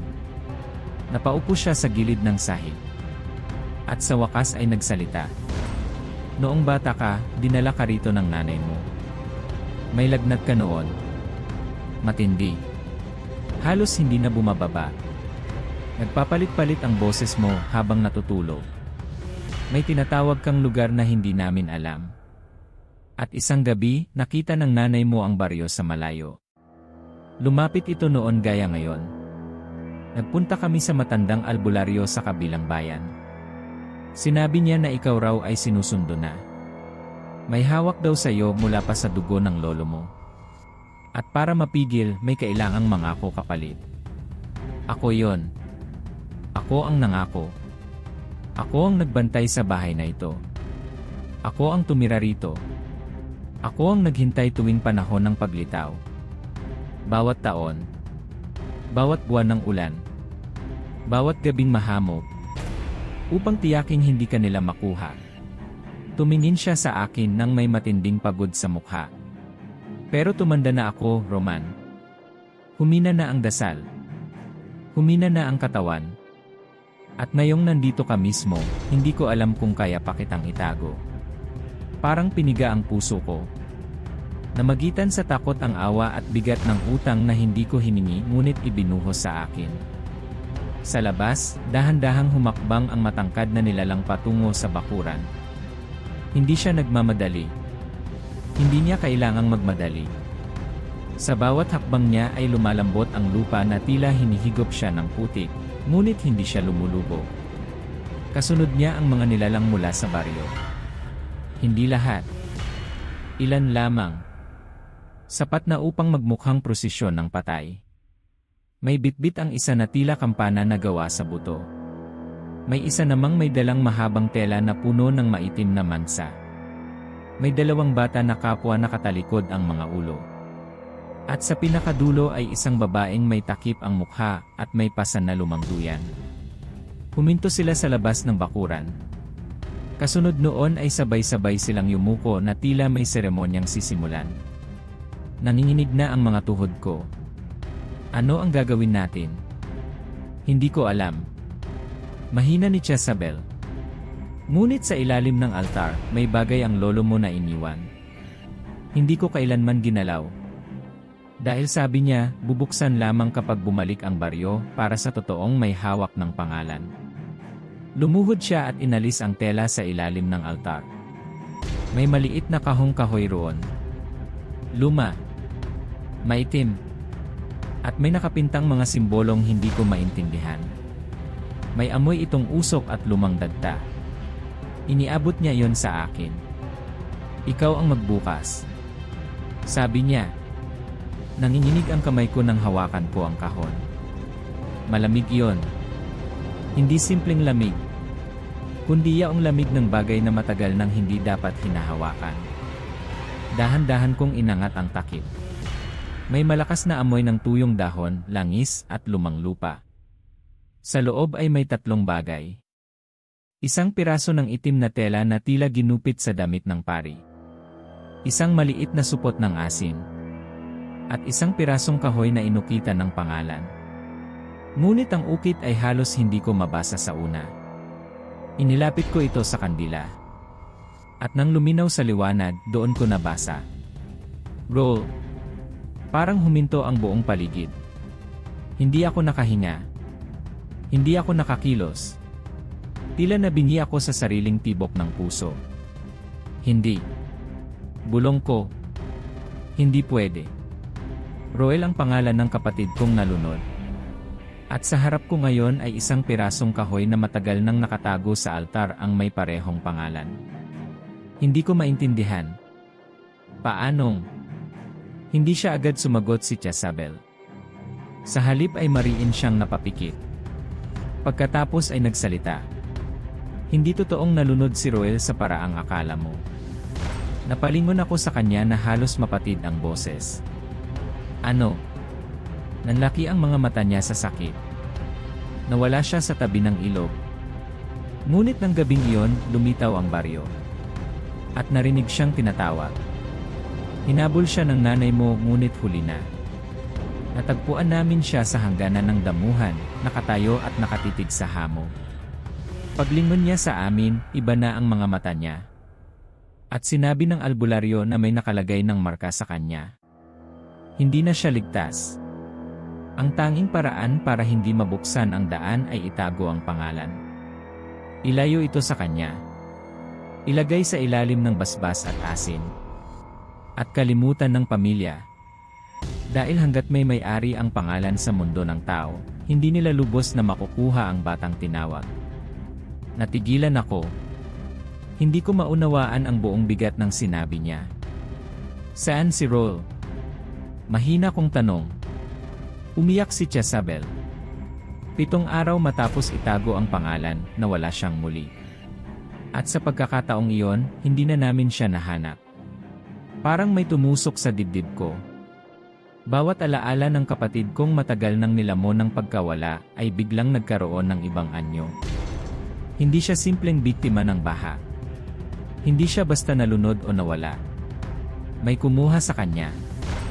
May baryong humatak sa kanya. At ang pangalang hawak ko ngayon ang tila natitirang tali sa pagitan niya at ng mundong ito. Sa labas ay muling nagsalita ang matangkad na nilalang. Ay soli mo. At isa sa uli namin ang hindi na sa inyo.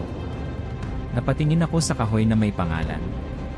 Nais kong itapon yon. Nais kong sunugin. Nais kong yakapin. Hindi ko alam. At doon ko napansin ang isang bagay. Habang hawak ko ang pirasong kahoy, may kumikiliti sa palad ko. May init mula sa loob nito. Hindi init ng apoy, kundi init ng buhay. Mabagal na tibok. Parang may munting pusong nakakulong sa kahoy. Napaatras ako. Nararamdaman mo ba? Tanong ni Jezabel. Bulong ko.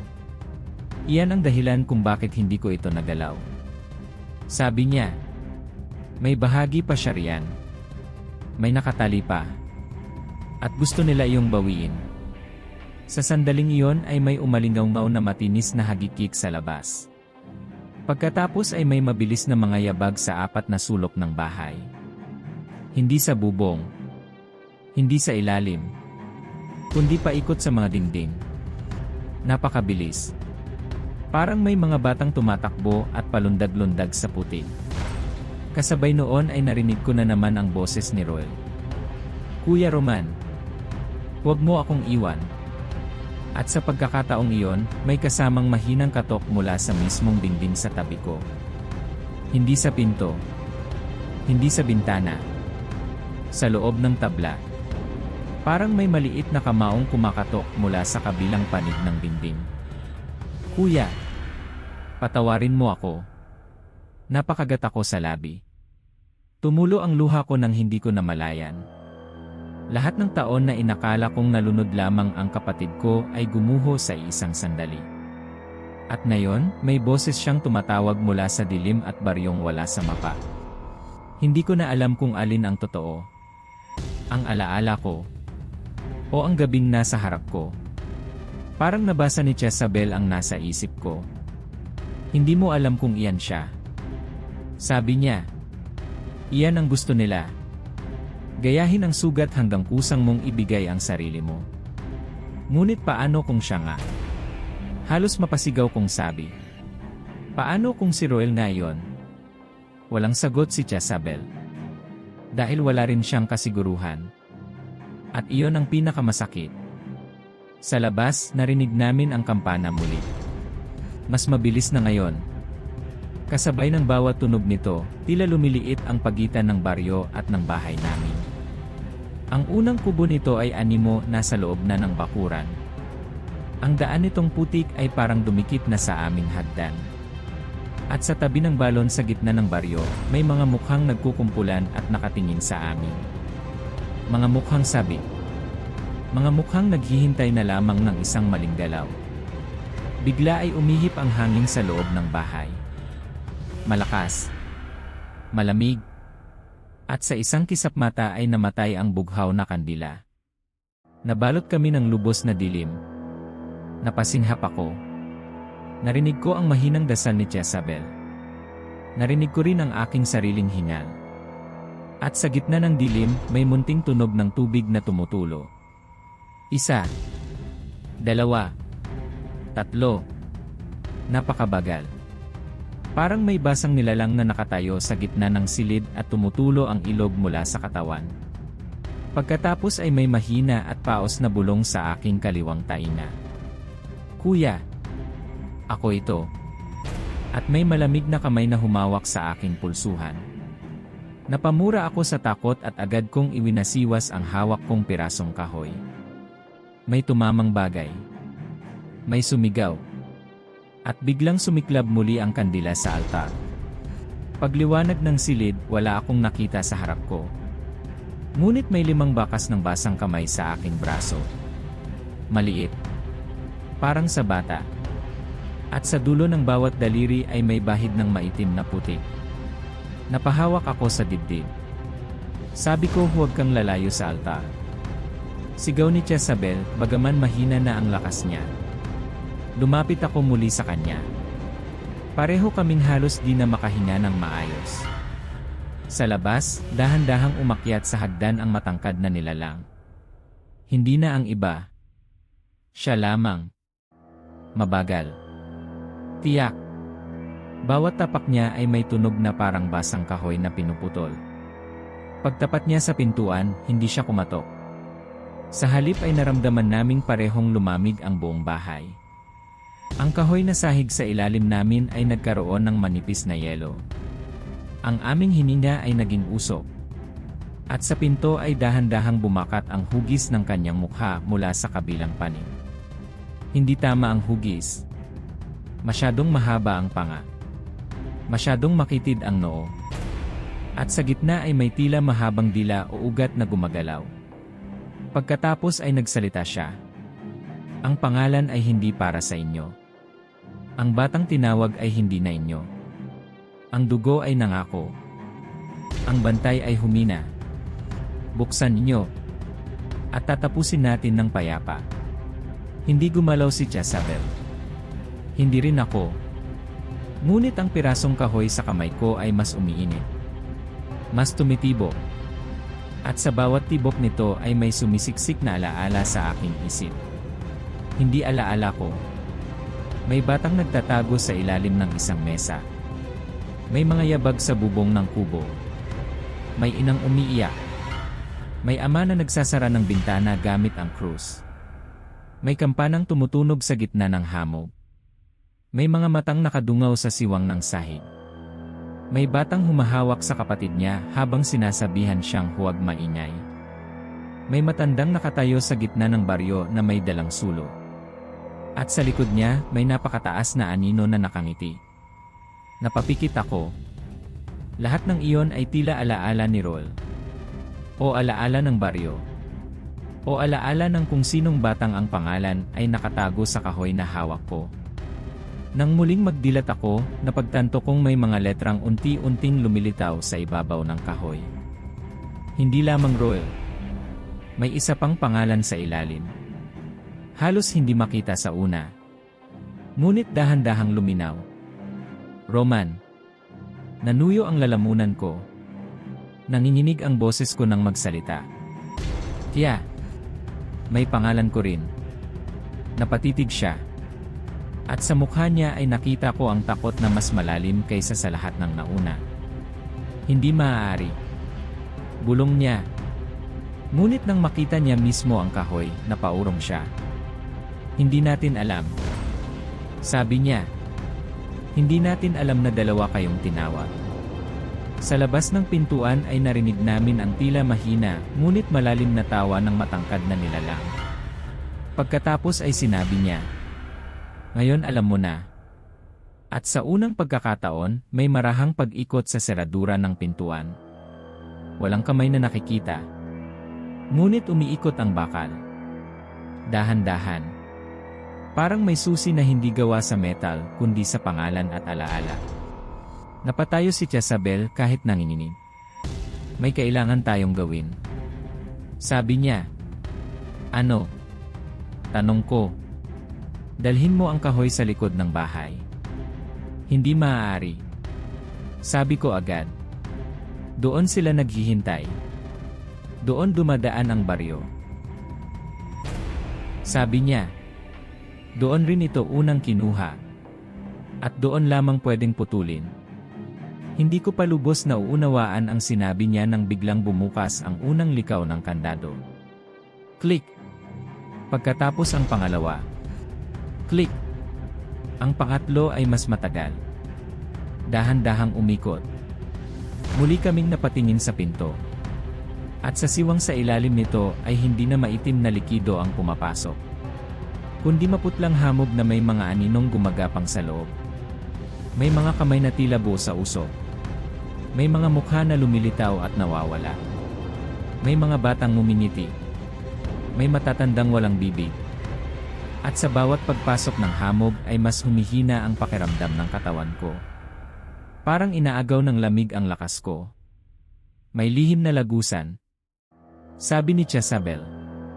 Sa ilalim ng kusina. Ginawa iyon ng lolo mo para sa gabing ito. Hindi ko kailanman ginamit dahil hindi ikaw ang kasama ko rito noon. Ngunit ngayon wala na tayong ibang daan. Agad siyang lumakad patungo sa kusina. Sumunod ako. Habang nagmamadali kami, narinig ko ang isang malutong na langit-ngit mula sa pinto sa sala. May bitak na. Kasunod noon ang unti-unting pagpasok ng mga matulis na daliri sa siwang ng pinto. Mahahaba. Maputla. At masyadong marami. Parang dose-dose ng kamay ang sabay-sabay na pumapasok. Humakbang ako ng mabilis. Sa kusina, itinaas ni Jezabel ang isang lumang banig na nakalatag sa sulok. Sa ilalim noon ay may trapdoor na yari sa makapal na kahoy. Tinanggal niya ang kandado. Pag-angat niya sa pinto ay sumingaw ang amoy ng basang lupa at lumang ugat. Madilim ang butas. May makitid na hagdang kawayan pababa. Diyan. Sabi niya. Mabilis. Napatingin ako sa sala. Ang pinto ay umuuga na. Ang mga kamay na nasa siwang ay paharurot ng pumarami. At sa kabilang panig ay may mga boses ng sabay-sabay na umaawit ng mahina. Hindi ko maintindihan ang mga salita. Ngunit ang himig ay parang awit panglibing na pinabagal at tinuyo ng hangin. Pumasok kami sa trapdoor. Isinara ni Jezabel ang pinto sa ibabaw namin. Lalong dumilim. Tanging maliit na gasera ang dala niya. Habang bumababa kami sa makipot na lagusan, naririnig ko pa rin ang ugong sa itaas. Ang kalabog ng pinto. Ang paglangit-ngit ng bubong. Ang mga paang tumatakbo sa sahig ng bahay. Napasandal ako sa malamig na pader ng lupa. Ang lagusan ay sapat lamang sa 2 taong magkasunod. Mababa ang kisam. May mga ugat na nakalawit. May patak ng tubig na tumutulo. At sa amoy nitong lupa at pagkabasa, para bang pumasok kami sa tiyan ng isang matandang nilalang. Saan ito papunta? Tanong ko. Sa likod ng bahay. Sa lumang balete. Sabi ni Jezabel. Doon inilibing ng lolo mo ang una niyang tinago. Ano ang una niyang tinago? Hindi siya sumagot agad. Marahil sa pagod. Marahil sa takot. Marahil dahil naramdaman niya rin ang bagay na naramdaman ko. May ibang yabag sa lagusan. Hindi sa unahan. Hindi sa likuran. Kundi sa itaas ng aming mga ulo. Parang may gumagapang kasabay namin sa ibabaw ng lupa. Minsan ay humihinto. Minsan ay sumusunod sa aming bilis. At sa bawat paghinto nito, may maliliit na butil ng lupa na nalalaglag sa buhok ko. Huwag kang titingala. Mahigpit na sabi ni Jezabel. Tumango ako kahit hindi niya ako nakikita ng maayos. Patuloy kami sa pagbaba. Makitid. Madulas. Mabaho. At sa kung ilang saglit pa ay bumukas ang lagusan sa isang maliit na silid sa ilalim ng lupa. Halos bilog iyon. May mga pader na pinatibay ng kawayan at tabla. Sa gitna ay may lumang garapon. May mga butil ng asin na nakalatad paikot. At sa sulok ay may nakapako sa lupa na isang krus na yari sa itim na kahoy. Napatingin ako rito. May mga ukit ang krus. Mga pangalan. Hindi ko mabasa lahat. Ngunit naroon ang dalawa na malinaw. Roman. Nanginginig na ako ng husto. Ano ito? Tanong ko. Dito dinala ng lolo mo ang unang batang na ibalik niya. Mahinang sagot ni Jezabel. Hindi niya nailigtas ng buo. Ngunit may bahagi siyang nailabas. Ang pangalan. Ang alaala. At ang pangakong hindi pa tapos. Napaatras ako. Ang ibig mong sabihin, may iba pa bago si Roel. Tumango siya. Marami. At dito ko naunawaan kung gaano kalalim ang lihim na ipinapasa ng pamilya namin. Hindi kami basta nabubuhay sa lugar na may aswang. Kami ay dugong inabot na ng baryong nawawala. Dugong matagal nang sinusundan. At marahil bawat henerasyon ay may kinukuha o sinusubukang bawiin. Biglang may malakas na pagyanig sa itaas ng silid sa ilalim ng lupa. May nahulog na lupa sa aming balikat. Narinig ko ang boses sa itaas. Hindi malakas. Ngunit malinaw na malinaw kahit may makapal na lupa sa pagitan. Nasa ibaba kayo. Ang lalim ay hindi harang. Ang lupa ay hindi harang. Ang pangalan ay sa amin. Napaatras si Jezabel. Bilis. Sabi niya. Sa likod ng krus may isa pang daan. Binulot niya ang itim na krus mula sa lupa. Sa ilalim noon ay may hukay na sapat ang laki para sa isang tao. Mababaon sana ako sa takot. Ngunit sa puntong iyon, ang takot ay naging galaw na lamang. Kumilos kami. Pumasok sa bagong daan. Mas makitid. Mas masangsang. At habang gumagapang kami, napansin kong ang pirasong kahoy sa aking kamay ay naglalabas na ng mahinang liwanag. Maputlang liwanag. Parang kislap ng gasera sa malayo. Dahil dito, nakikita ko ang mga ugat sa pader ng lagusan. Ngunit hindi lamang ugat. May mga hibla ring tila buhok. May mga bahaging parang balat. At sa ilang lugar, may mga bakas ng kamay na nakapreserba sa putik. Maliit. Malaki. Marami. Parang may mga taong minsan nang dumaan dito at pilit na humawak sa pader. Habang sumusulong kami, may narinig akong mahina ngunit tuloy-tuloy na pag-iyak. Sa unahan. Hindi sa likuran. Isang bata. Totoong-totoo ang tunog. Napatigil ako. Kya, naririnig mo ba? Sabi niya. Huwag kang lilingon. Sa unahan ang tunog. Sabi ko, mas masahol kung ganoon. Sabi niya, doon sila mahusay. Mabilis akong napalunok. Patuloy kami. At sa wakas ay may nakita kaming mapusyaw na liwanag sa unahan. Ang lagusan ay nagbukas sa may likod ng bahay. Sa ilalim ng malaking ugat ng balete. Paglabas namin ay tila iba ang hangin. Mas malamig. Mas mabigat. At ang amoy ng paligid ay hindi na basta ulan at putik. May halo na itong bulok na bulaklak, lumang abo, at dugo. Tumayo ako at napatingin sa harap. Nasa likuran nga kami ng bahay. Ngunit ang tanawin ay hindi na ang likod na bakuran na kilala ko noong dumating ako. Ang balete ay tila mas malaki. Mas itim. Mas maraming ugat na nakaumbok na parang mga ahas na natutulog sa lupa. At sa pagitan ng mga ugat nito ay may mga nakasinding maliit na ilaw. Hindi kandila. Hindi alitap-tap. Kundi maliliit na puting apoy na hindi gumagalaw kahit malakas ang hangin.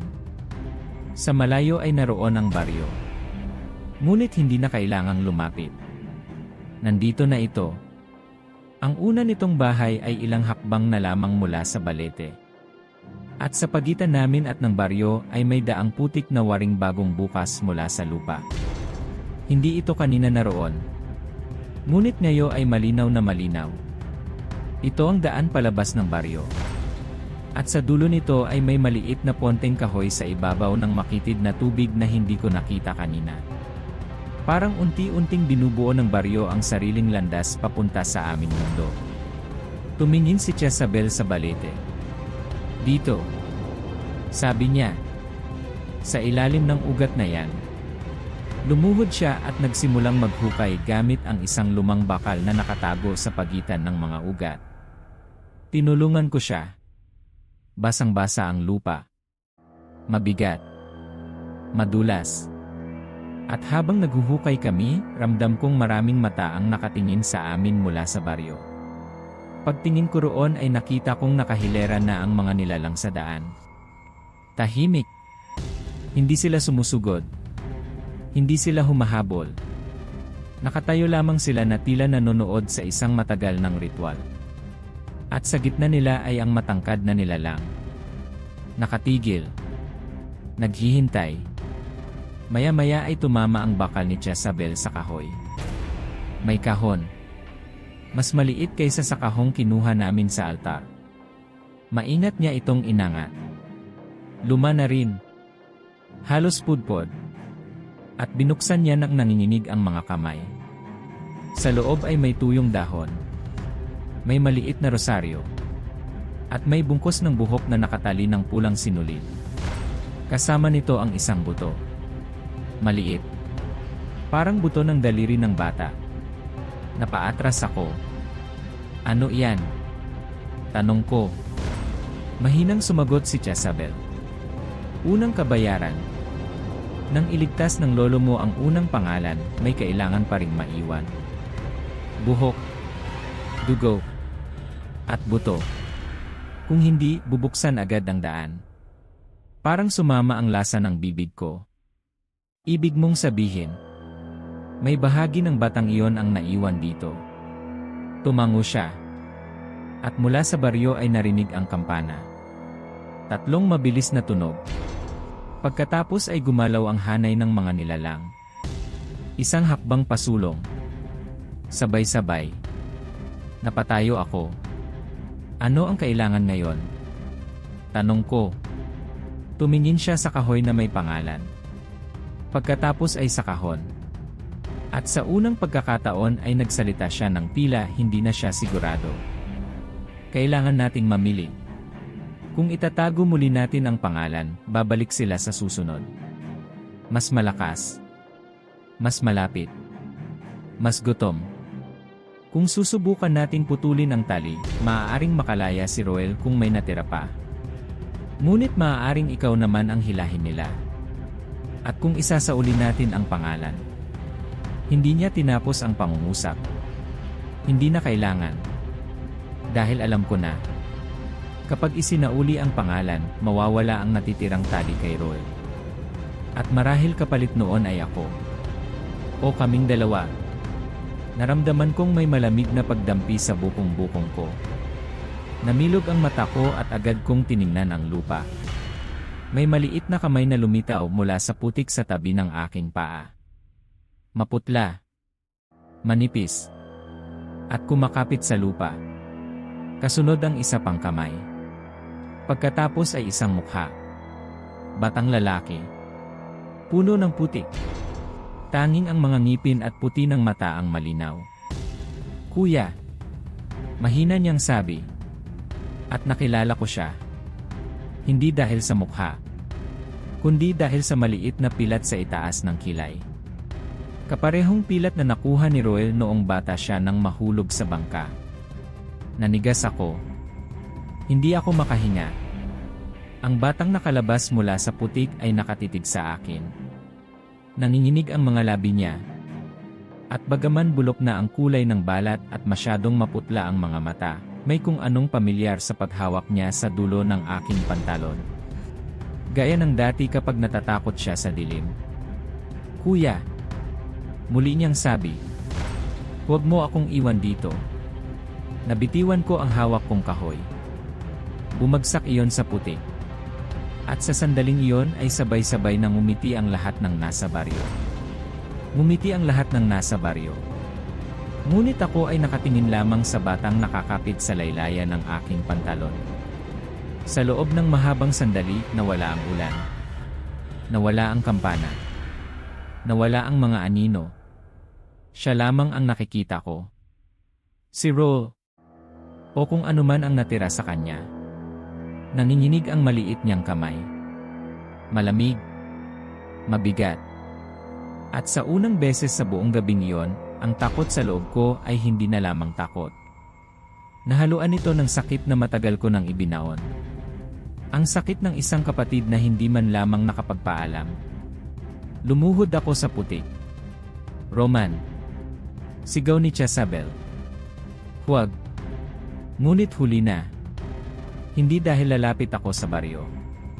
Kundi dahil sa wakas, tumigil na ako sa pagtaka sa katotohanan. Tinitigan ko ang batang nasa harap ko. Ang pilat sa kilay. Ang panginginig ng labi. Ang paraan ng pagkakahawak niya sa akin na gaya noong bata pa siya. Hindi ko alam kung gaano karami sa kanya ang totoo. Hindi ko alam kung gaano kalalim ang daya ng baryo. Ngunit alam ko ang isang bagay. Ano man ang nangyari noong gabing nawala siya, hindi siya basta nalunod. Hindi siya basta nawala. May nagkulong sa kanya sa pagitan ng alaala at dilim. Dahan-dahan kong dinampot mula sa putik ang pirasong kahoy na may nakaukit na mga pangalan. Roman. Malamig yun kanina. Ngunit ngayon mainit na. Parang may dalawang tibok na nag-agawan sa iisang piraso ng kahoy. Tumingin ako kay Jezabel. Puno ng luha ang mga mata niya. At sa likod ng takot ay may pagod na dala ng maraming taon ng pagbabantay. Roman. Mahina niyang sabi. Kapag pumili ka, huwag kang lilingon sa baryo. Huwag mong hayaang ang mga mukha nila ang magdikta ng gagawin mo. Piliin mo kung ano ang gagawin mo bilang kapatid. Bilang anak. Bilang tao. Hindi bilang takot. Humina ako ng malalim. Malamig ang hangin. May amoy ng putik, lumang puno, at mabahong hamog mula sa baryo. Sa tapat namin, ang matangkad na nilalang ay nakatayo pa rin. Hindi gumagalaw. Naghihintay. Parang alam niyang sa gabing ito ay may dapat matapos. Sa paanan ko, ang batang may mukha ni Roel ay bahagyang umangat mula sa putik. Hindi siya tuluyang makatayo. Parang may humihila pa rin sa kalahati niyang katawan pabalik sa ilalim ng lupa. Kuya! Bulong niya. Pagod na ako. At sa boses niyang iyon, may isang bagay na biglang luminaw sa isip ko. Hindi pagsusumamo ang nasa tinig niya. Hindi panlilin lang. Kundi pagod. Napakalalim na pagod. Yaong pagod ng matagal ng bihat. Yaong pagod ng matagal ng tinatawag ngunit hindi tuluyang makatawid. Napayuko ako. Pumatak ang luha ko sa putik. At sa unang pagkakataon mula nang dumating ako sa Capiz, nagsalita ako ng walang pag-aalinlangan. Roel, kung ikaw nga iyan, patawarin mo ako. Patawarin mo kaming lahat. Hindi ko nahahayaang manatili kang nakatali rito. Pagkasabi ko noon, biglang lumakas ang hangin. Humuni ang balete. Nangalog ang mga ugat. At mula sa baryo ay narinig ang marahang pag-ungol ng napakaraming lalamunan. Hindi nila gusto ang narinig nila. Agad lumapit si Jezabel sa akin. Ano ang gagawin mo? Tanong niya. Tiningnan ko ang maliit na kahon. Ang tuyong dahon. Ang rosaryo. Ang buhok na nakatali sa pulang sinulid.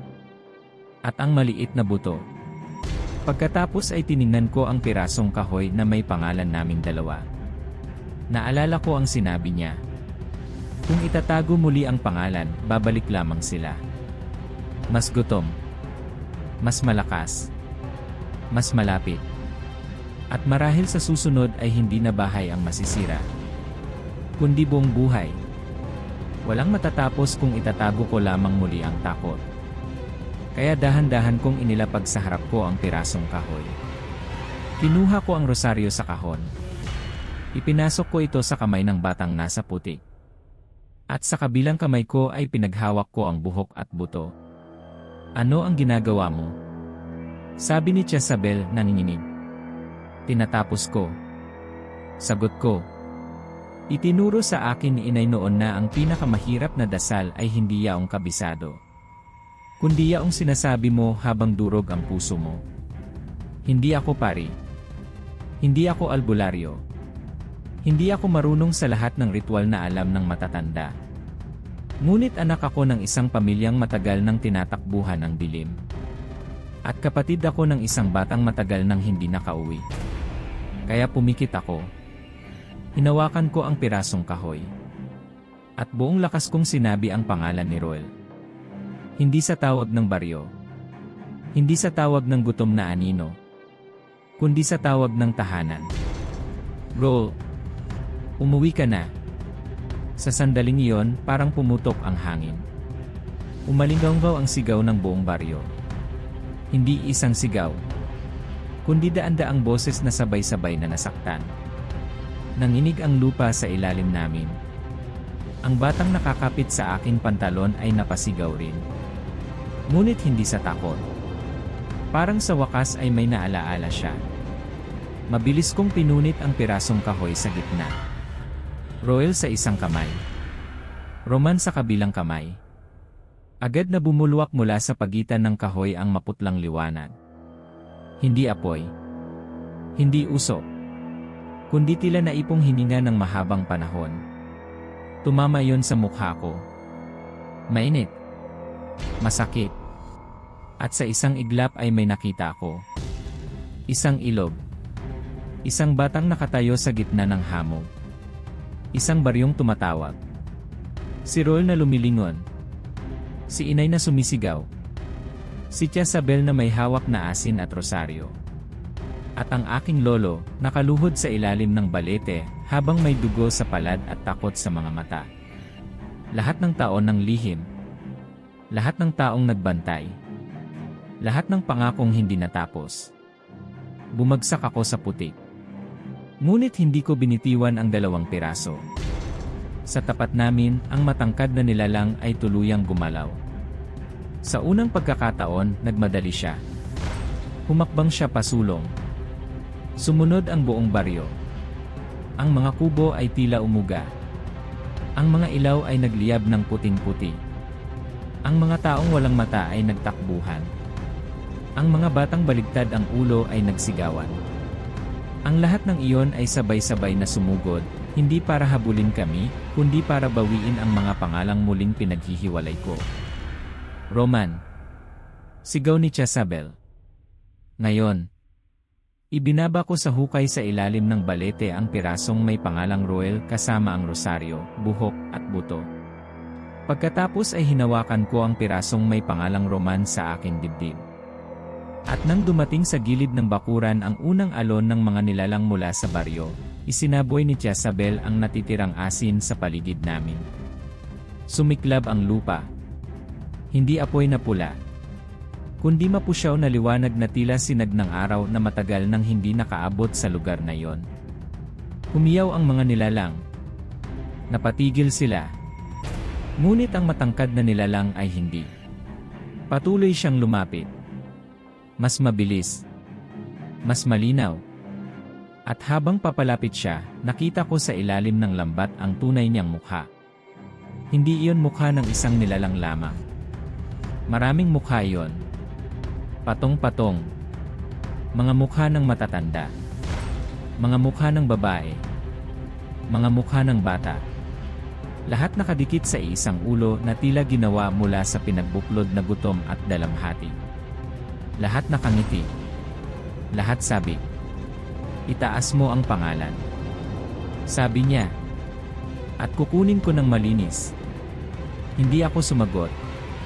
Sa halip ay ipinikit ko ang mga mata ko at hinawakan ko ng mariin ang pirasong may pangalang akin. Pagkatapos ay inilapat ko iyon sa gitna ng aking dibdib. Masakit agad. Parang may mainit na bakal na tumagos sa balat ko. Napasinghap ako. Narinig ko ang sigaw ni Jezabel. Narinig ko ang pagragasa ng baryo. Narinig ko ang kampanang baliw na baliw sa pagtunog. Ngunit sa gitna ng lahat ng iyon ay may isa pang tunog na lumitaw. Mahinang boses. Boses ng batang matagal ko nang iniyakan. "Kuya." Pagmulat ko, ang batang nasa putik ay nakatingin sa akin. Ngunit iba na ang mga mata niya. Hindi na maputlang hungkad. May liwanag na. May lungkot. May pagkilala. At unti-unti, sa unang pagkakataon, umiti siya nang hindi nakakatakot. Yaong ngiti ng kapatid na pagod ngunit nakauwi na sa wakas. "Salamat." Sabi niya. Pagkasabi niya noon, lumakas ang liwanag mula sa hukay. Sumabog pa itaas ang maputlang sinag na tumama sa balete, sa bahay, sa daan, at sa mismong baryo. Parang umagang pinilit isilang sa gitna ng hating gabi. Napaatras ang mga nilalang. Ang ilan ay naglaho agad. Ang ilan ay napasubsob sa putik na tila hinigop ng lupa. Ang mga kubo ng baryo ay nagsimulang manginig. Ang mga ilaw sa mga bintana ay isa-isang namatay.